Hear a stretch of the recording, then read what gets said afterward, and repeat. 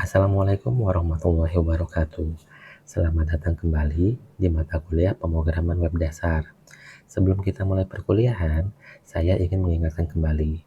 Pertama, perkuliahan online ini akan dilakukan melalui Zoom dan bersifat satu arah. Jadi, penyampaian materi akan langsung dari saya.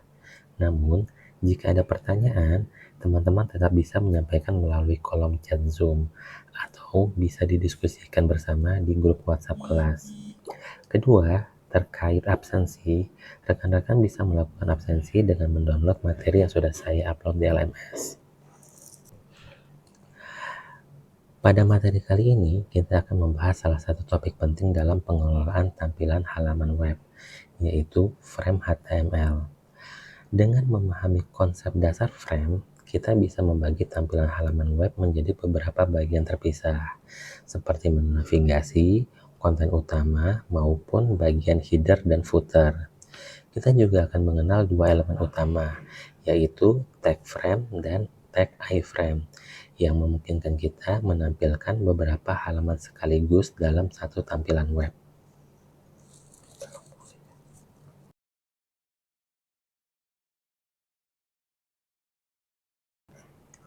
Sekarang, mari kita mulai dengan memahami lebih dalam tentang apa itu frame dalam HTML. Frame merupakan sebuah teknik tata letak halaman web yang memungkinkan kita untuk membagi satu jendela browser menjadi beberapa area tampilan terpisah. Setiap area atau frame ini bisa menampilkan dokumen HTML yang berbeda, sehingga dalam satu halaman, pengguna dapat melihat beberapa konten sekaligus. Misalnya, menu navigasi di sebelah kiri, konten utama di tengah, dan mungkin informasi tambahan di bagian bawah. Konsep ini pertama kali diperkenalkan pada HTML versi 4, dan pada masa itu menjadi salah satu fitur yang cukup revolusioner. Kenapa? Karena dengan frame, pengembang web tidak perlu memuat ulang seluruh halaman setiap kali pengguna berpindah menu. Cukup satu bagian saja yang berubah, sementara struktur utamanya seperti header, sidebar, atau footer tetap di posisi semula.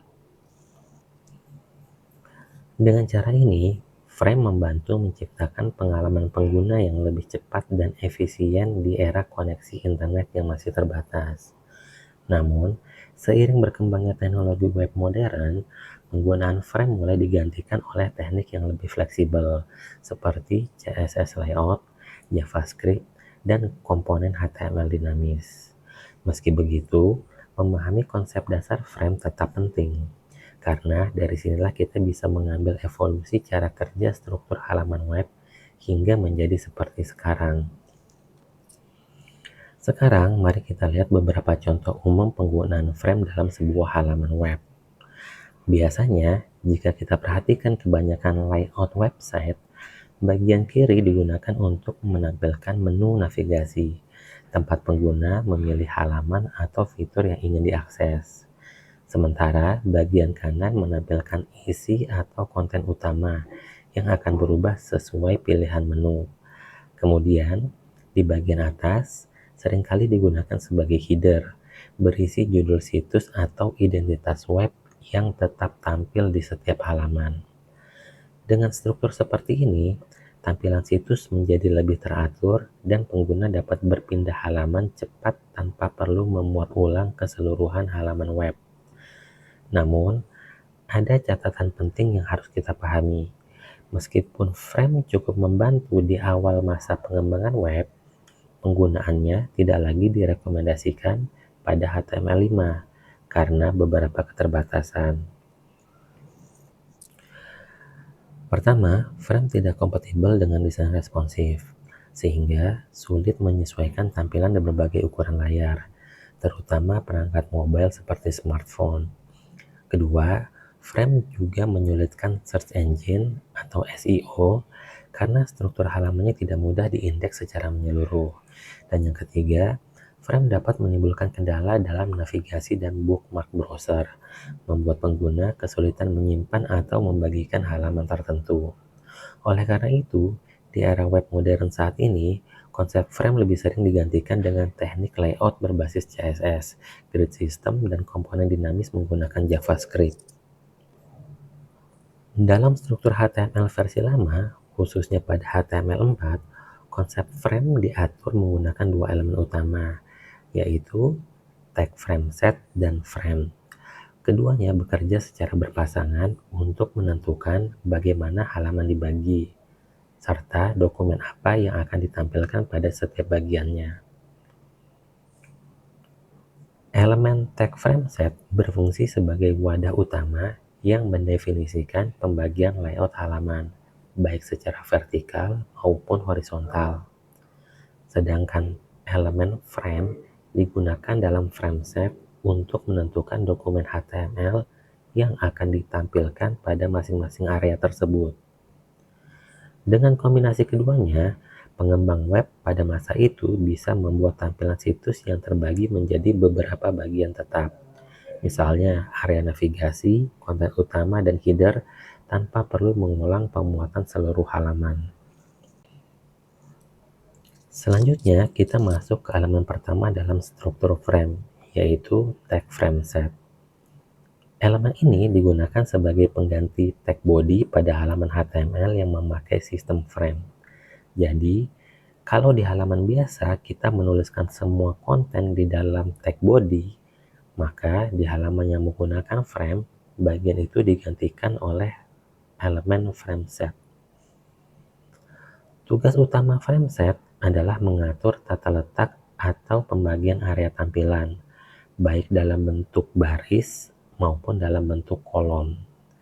Dengan frame set, kita bisa menentukan berapa banyak frame yang ingin ditampilkan, serta berapa besar ukurannya. Bisa dalam bentuk presentasi, satuan piksel, atau pembagian proporsional. Sebagai contoh, perhatikan potongan kode berikut. Kode ini membagi halaman menjadi dua kolom vertikal. Bagian kiri sebesar 30% untuk file menu.html dan bagian kanan sebesar 70% untuk file content.html. Atribut umum yang sering digunakan antara lain: yang pertama, rows, berfungsi untuk membagi halaman secara horizontal dari atas ke bawah. Yang kedua, columns, berfungsi untuk membagi halaman secara vertikal dari kiri ke kanan. Dengan kombinasi ini, developer dapat menentukan struktur tampilan yang lebih fleksibel dan terpisah antara navigasi, konten, serta elemen lainnya. Sekarang kita lanjut ke elemen berikutnya, yaitu tag frame. Elemen frame berfungsi untuk menentukan isi dari setiap bagian yang sudah didefinisikan oleh frame set. Setiap frame akan memuat dokumen HTML tersendiri, dan masing-masing bisa diatur tampilannya sesuai dengan kebutuhan. Sebagai contoh, perhatikan potongan kode berikut. Kode ini membagi halaman menjadi dua kolom.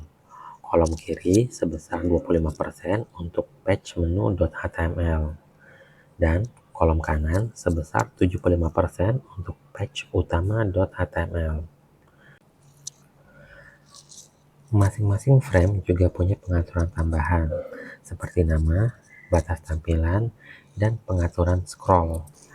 Beberapa atribut umum yang sering digunakan pada tag frame antara lain: yang pertama, src. Fungsinya untuk menentukan sumber file HTML yang akan ditampilkan pada frame. Berikutnya, name, berfungsi untuk memberikan nama pada frame, yang berguna untuk mengarahkan tautan atau target link dari frame lain. Selanjutnya, scrolling, berfungsi untuk mengatur apakah scroll bar akan muncul. Nilainya bisa yes atau no, atau juga auto. Selanjutnya, no resize, berfungsi untuk mencegah pengguna mengubah ukuran frame.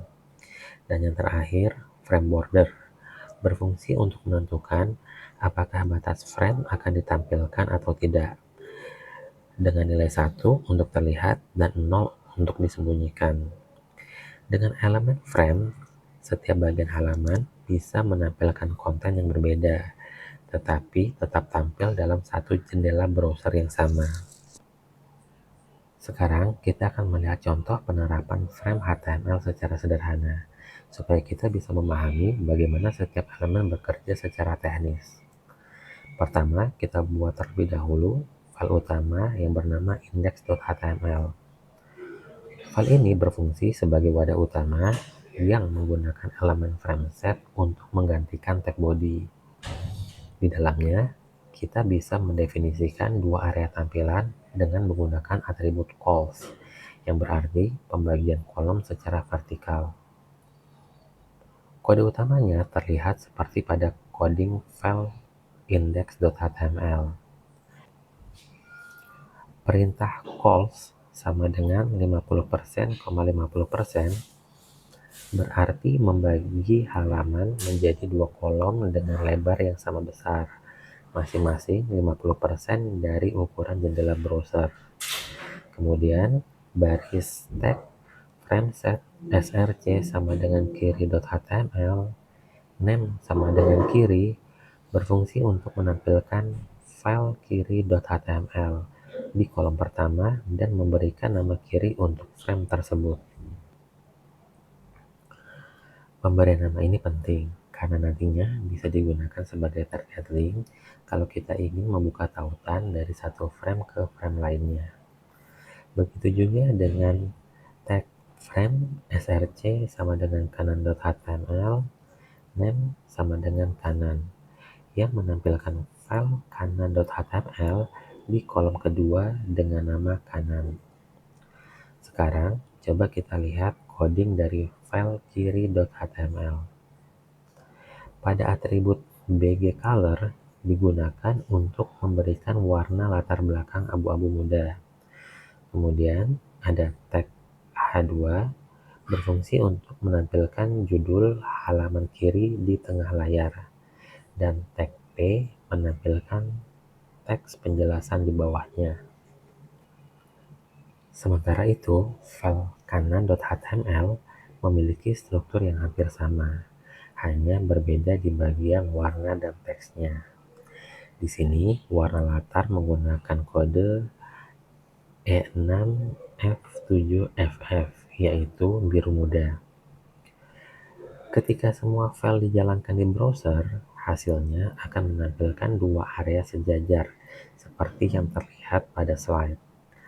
Di bagian kiri dengan isi halaman kiri dan bagian kanan dengan isi halaman kanan. Secara teknis, browser akan memuat dua dokumen HTML terpisah secara bersamaan di dalam satu jendela. Inilah prinsip utama kerja frame, yaitu menampilkan beberapa halaman secara paralel tanpa perlu memuat ulang struktur secara keseluruhan.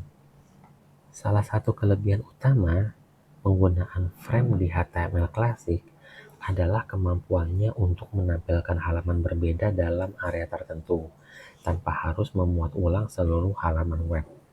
Cara kerjanya cukup sederhana tapi efektif. Setiap frame diberi nama unik menggunakan atribut name, lalu setiap tautan atau tag A dapat diarahkan ke frame tertentu dengan menggunakan atribut target. Dengan teknik ini, ketika pengguna mengklik sebuah tautan di satu frame, kontennya tidak akan membuka halaman baru, tetapi langsung muncul di area frame lain yang sudah ditentukan. Sebagai contoh, dalam struktur dua kolom, frame kiri berisi navigasi, sementara frame kanan berfungsi untuk menampilkan isi halaman utama.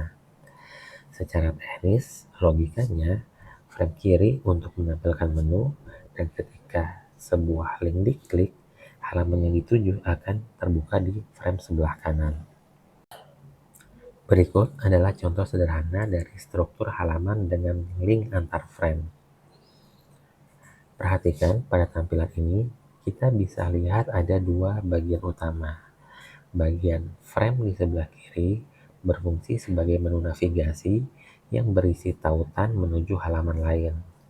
Sedangkan frame di sebelah kanan digunakan untuk menampilkan konten utama sesuai dengan link yang diklik oleh user. Setiap link di menu kiri dihubungkan dengan frame kanan melalui atribut target. Sehingga ketika salah satu menu dipilih atau diklik, halaman baru akan muncul di area konten tanpa perlu memuat ulang seluruh halaman web. Teknik ini sering digunakan untuk membuat layout situs yang ringan dan cepat diakses. Nah, berikut ini adalah hasil saat pengguna mengklik menu profil di bagian kiri. Secara otomatis, tampilan pada frame kanan langsung berubah dan menampilkan page baru berjudul profil situs. Perubahan ini terjadi karena pada file menu.html, setiap link A telah diatur agar membuka halaman tujuan ke dalam frame tertentu melalui atribut target. Dengan cara ini, browser tidak perlu memuat ulang seluruh halaman, hanya area konten frame kanan yang akan diperbaharui.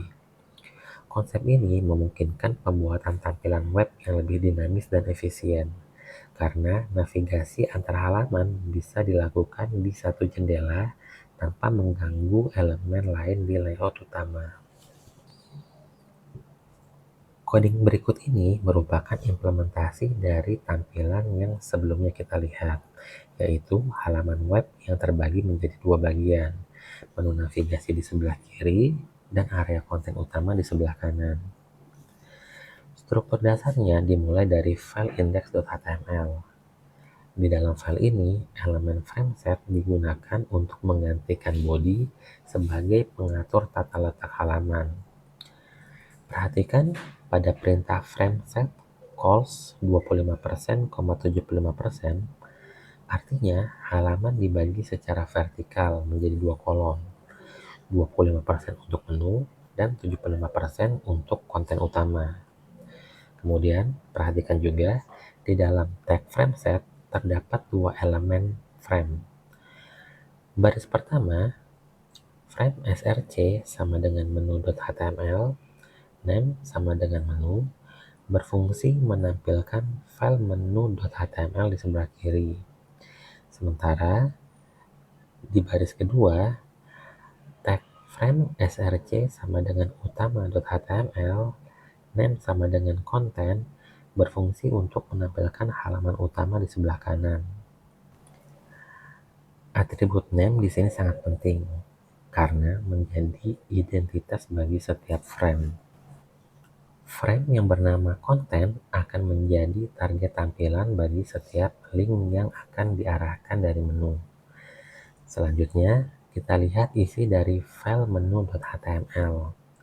Dalam file ini, kita akan membuat struktur navigasi sederhana menggunakan elemen UL dan elemen LI. Masing-masing item ditulis menggunakan tag A atau tag anchor.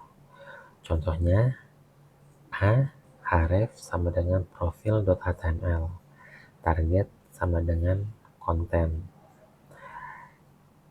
Artinya, ketika link profil diklik, browser akan membuka file profil.html dan menampilkannya di dalam frame yang bernama konten. Begitu juga dengan link, galeri, dan kontak. Masing-masing diarahkan untuk memuat galeri.html dan kontak.html di area yang sama. Kemudian, pada atribut target sama dengan konten, atribut inilah yang akan membuat halaman kanan berubah isinya, sementara frame kiri tetap menampilkan menu. Inilah salah satu kelebihan utama konsep frame HTML klasik, di mana user bisa berinteraksi dan berpindah halaman tanpa harus memuat ulang seluruh tampilan halaman web. Dengan struktur seperti ini, halaman web menjadi modular. File menu, file konten utama, dan setiap halaman bisa dikelola secara terpisah, namun tetap tampil seolah menjadi satu kesatuan dalam satu layar browser. Selanjutnya, kita masuk ke bagian file pendukung yang tampil di dalam frame sebelah kanan, yaitu page utama.html dan page profil.html. Kedua file ini adalah contoh halaman yang ditampilkan ketika pengguna pertama kali membuka situs dan ketika pengguna mengklik menu profil. File pertama adalah batch utama.html. Halaman ini berfungsi sebagai tampilan awal atau default konten dari frame kanan. Codingnya sangat sederhana, hanya terdiri dari tag H2 untuk judul dan tag P atau paragraf untuk memberikan instruksi kepada pengguna, yaitu pilih menu di sebelah kiri untuk melihat konten lainnya. Kemudian ada atribut bgColor berfungsi untuk memberi warna putih pada latar belakang halaman agar tampil bersih dan netral. Dengan begitu, area konten kanan terlihat kosong, namun tetap terstruktur dengan baik saat pertama kali dibuka. Kemudian, kita lihat file kedua, yaitu profil.html. File ini berisi halaman yang akan muncul ketika user menekan menu profil di frame sebelah kiri. Struktur HTML-nya juga sangat sederhana, namun ada beberapa poin penting. Yang pertama, pada atribut background color digunakan untuk memberi warna latar biru agar pengguna dapat dengan mudah membedakan tampilan halaman profil dari halaman utama. Yang kedua, terdapat tag heading 2 digunakan untuk menampilkan judul profil situs. Sementara ada juga tag P yang berfungsi untuk menampilkan deskripsi singkat bahwa halaman ini muncul di area konten kanan. Jadi, ketika link profil di file menu.html diklik, browser secara otomatis akan memuat file profil.html ke dalam frame kanan, karena link tersebut memiliki atribut target konten. Inilah cara kerja komunikasi antar frame. Sistem mengenali nama frame yang dituju dan hanya memperbaharui bagian tertentu dari halaman tanpa memuat ulang seluruh tampilan. Dengan kombinasi file index.html, menu.html, utama.html, dan profil.html, kita sudah membangun struktur situs sederhana berbasis HTML frame yang menampilkan interaksi dinamis antar bagian halaman, mirip seperti sistem layout modular pada web modern, tetapi dengan pendekatan klasik dari HTML versi 4. Sekarang kita akan masuk ke pembahasan elemen iframe, yang bisa dibilang merupakan versi modern dan lebih fleksibel dari elemen frame klasik. Berbeda dengan penggunaan frame set yang membagi seluruh jendela browser menjadi beberapa bagian, elemen iframe digunakan untuk menyisipkan halaman web lain di dalam sebuah halaman utama tanpa perlu mengubah struktur HTML secara keseluruhannya. Dengan kata lain, tag iframe berfungsi seperti jendela kecil di dalam halaman web yang bisa menampilkan dokumen HTML seperti video, peta, atau bahkan konten dari sumber eksternal, misalnya YouTube, Google Maps, atau halaman lain dari situs yang sama. Coba perhatikan coding berikut. Tag iframe ini berperan sebagai wadah utama, sedangkan atribut src menentukan alamat file HTML atau sumber yang ingin ditampilkan. Dalam contoh ini adalah file content.html. Kemudian, atribut width dan height digunakan untuk mengatur ukuran area tampilan, bisa dalam satuan pixel agar sesuai dengan tata letak halaman utama.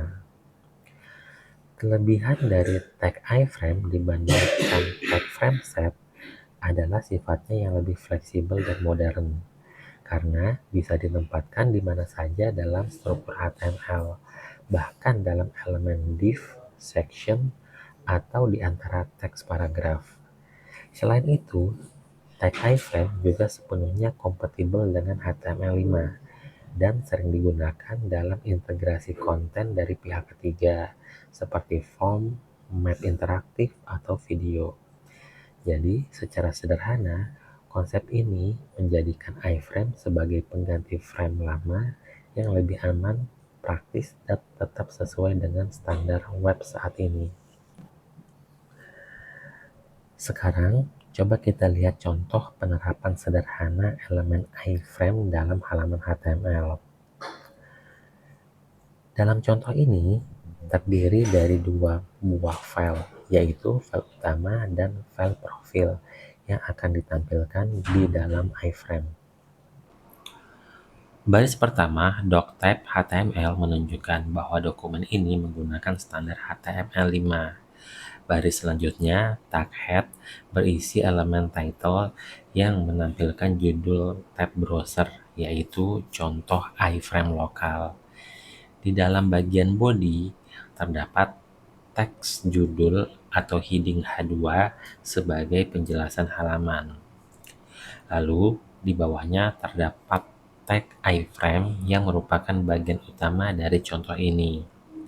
Perhatikan, pada atribut src sama dengan profil.html menunjukkan bahwa iframe ini akan menampilkan file profil.html, yaitu halaman lain yang berada di folder yang sama. Kemudian, width sama dengan 700 dan height sama dengan 400 digunakan untuk menentukan ukuran tampilan jendela iframe dalam pixel.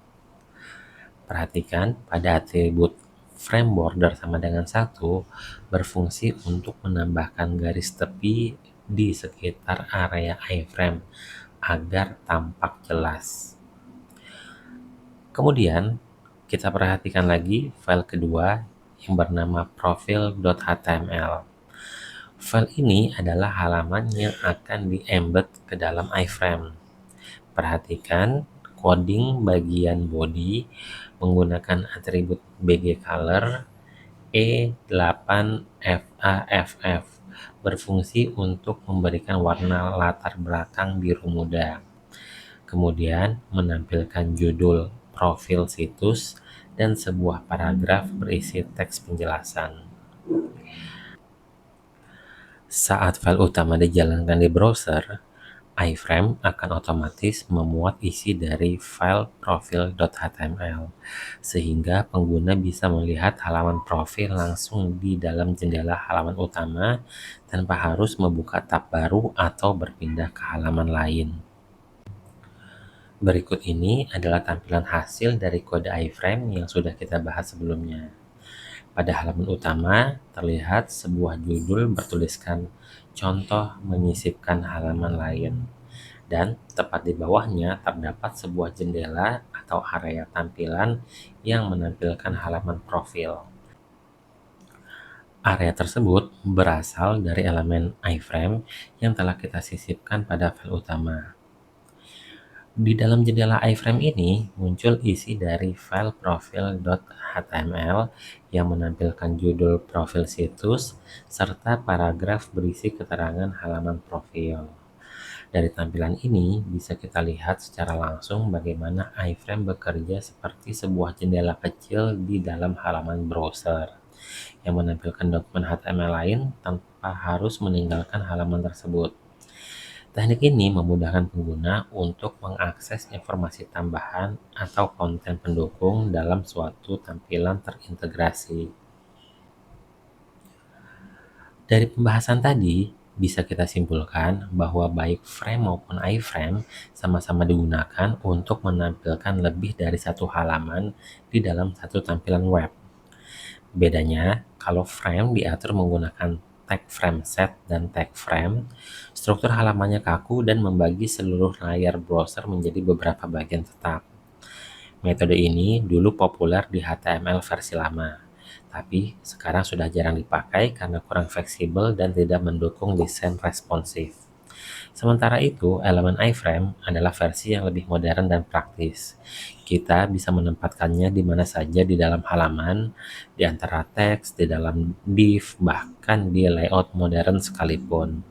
Dengan iframe, kita bisa menyisipkan halaman lain, misalnya video YouTube, peta Google, atau konten apapun tanpa harus memuat ulang seluruh halaman. iframe memberi kita cara yang lebih fleksibel untuk menampilkan konten tambahan di web. dan jadi salah satu dasar penting buat memahami bagaimana situs modern bekerja dengan konten yang dinamis dan saling terhubung.